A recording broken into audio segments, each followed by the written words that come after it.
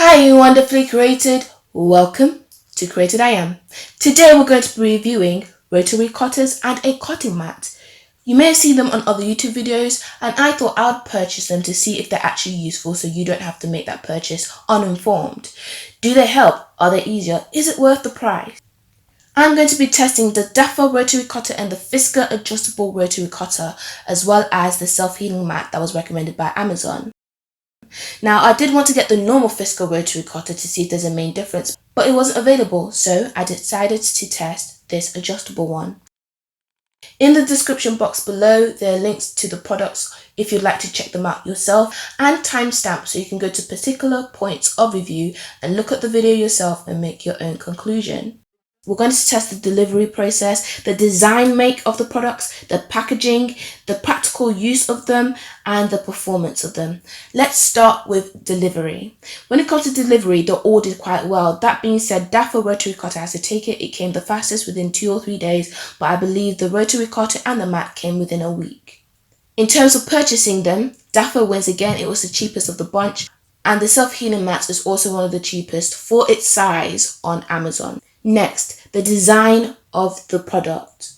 When it comes to visuals, I would say the Fisker probably wins. The white and orange looks quite nice. They're both quite good though, because the orange on both makes it easier to spot from afar. I would say that even though they're both good for both hands, the Fisker seems like it might do really well for someone who's left-handed because of the location of certain parts of the product. They both come with some kind of lubricant around the blade, which is good for keeping it for a long time. They're both replaceable, so if the blade grows blunt, you can replace it. That being said, the DAFA is going to have to win a point here because it seems like it can take larger blades, but the Fisker seems constrained to a 45mm blade. When it comes to packaging, obviously we can always do better, but they're both quite good because they put the instructions on the main packaging instead of having additional paper. That being said, because of the details you need to know about undoing the safety, DAFA is a bit more clearer. Fisker, I think, could have just done an arrow here and there just to make it clearer to avoid the user fiddling around with such a sharp object. The white Fisker does win it when it comes to language. So if you have another language that you like reading in, it may have you covered. That being said, they both do need to be a bit more clear with the instructions. It's not that hard of a product to use, I know, but a simple arrow here and there, an additional word of push and then pull, will just help the user not mess around like I did with the safety. But let's talk about the practicality of the design of the two products. They both have safety parts, which is great, so they're both in a point. I would say the Fisker is a bit more bulky at the top, which makes it harder to see depending on the angle you're using, so I guess DAFA wins a point there. Due to the fact that DAFA only has one button really, it's a bit easier to use outside of the box. Now when it comes to Fisker, it was a bit frustrating because they kind of substituted the ease of pressing the button to release the safety for the ease of pressing the button to rotate the main part of the cutter, and so you have to stretch a bit lower to reach the safety unlatch, which is not really convenient. And at the start, whilst I was getting used to it, I had to find myself using both my hands, which is not what you want to do when you want speedy cutting. The DAFA's process of pushing down the black button and then pulling it back or forward is a lot easier to use and to adjust, and can be done one-handed. The major disappointment for me was the fact that the Fisker does not rotate if the safety is not on. So when the blade is live and you're cutting, you can't actually rotate it. You have to put the safety back on. And I can understand why they do that, because they don't want you to hurt yourself whilst you're rotating it. That being said, that just totally defeats the purpose of the ease. If the turnability of the rotary cutter is to help turn, but you have to constantly pick it up and undo or put on the safety, then the time saving is gone. When it comes to replacing the blade, they're both very good and very simple. The Fisker does look like it should be easier, but I think they're both quite similar in their ease. If you just like something that looks better, Fisker is going to win the point on that. Both the Fisker and the DAFA have little holes for you to, hook your rotary cutter, which is nice. You can display it on your DIY wall, so that's a nice touch. So before we get to the good stuff about how well they cut, let's review the cutting mat just a bit. What I wanted to do here was see how much marks it leaves and how easy it is to use.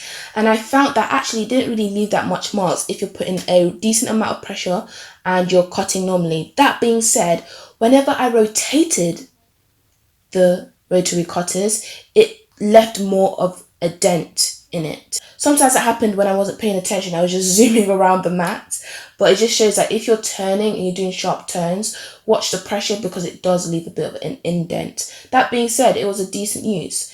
Next thing I wanted to test, which is a bit of an interesting thing I know, is how easy it is to clean when it has oils on it.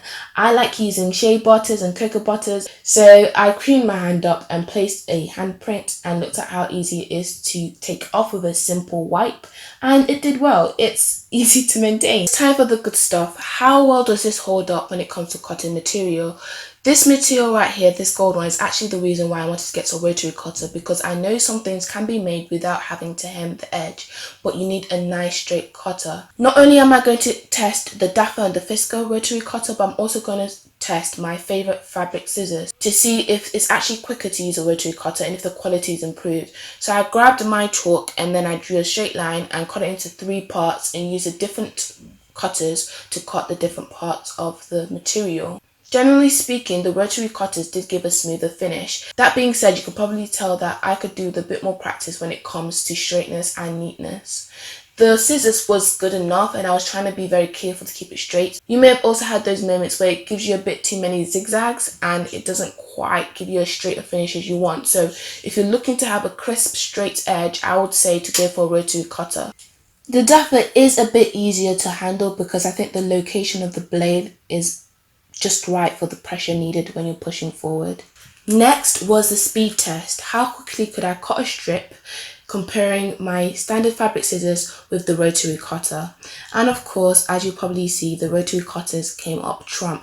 They were a lot faster. So if you're trying to cut straight strips, then a rotary cutter will be really useful. It might take more time if you don't leave your cutting mat out and you have to constantly bring the cutting mat out and then put it back. But if you leave it out on your desk, it does make things quicker and easier. And you can cut curves decently well. That being said, which was such a major disappointment, the Fisker, it did not work. I tried the angular positioning because I thought, of course, that's what this is for, curves, but it wasn't smooth. I was forcing my hand to stay aligned. I also tried the rotary cutters with satin and they were fine, nothing much to complain there. I also tried them with materials that were layered and they both cut through fine. They did a good job. Next, I wanted to check paper and see if the cutters can also handle sharp corners. Now they can cut paper just fine. Just keep in mind that it might blunt the blade a bit quicker, but they cannot handle sharper or tighter curves and corners. I am quite impressed with how easy it is to stop them at a precise point though. They just can't really survive corners. So as you can see here, I'm just trying some straight lines on paper, and you can see from the top view that the Fisker is just harder to see the blade from up top because of how bulky it is, which is why I kind of gave the design of the Daffer additional point. It even got to the point where I was trying to check if the Fisker was actually meant for right-handed people, but it was, so yeah. So as you can see here, the price of the Daffer, and in a moment you're going to see the price of the Fisker. I just feel like the Daffer, it just wins it here. It takes it. There's no competition. The issue I found with the Fisker is that when I went on to check the Fisker and I looked at the reviews, I was quite impressed with the reviews. It was only later that I realised the reviews on Amazon that I was looking at is actually for the original Fisker, not for the rotatable Fisker.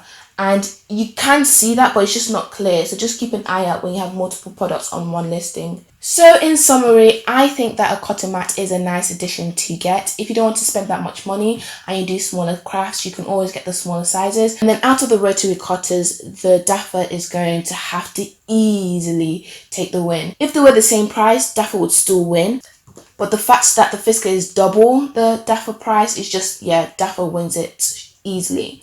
Now for an everyday sewer like me or crafter, do you need a rotary cutter? I don't really think you do. I think you'll be fine with a standard fabric scissors, but if you do want that additional option, then go for the cheaper under £10 rotary cutter like the Daffer and enjoy yourself. If there's anything you'd like me to review, let me know, leave a comment.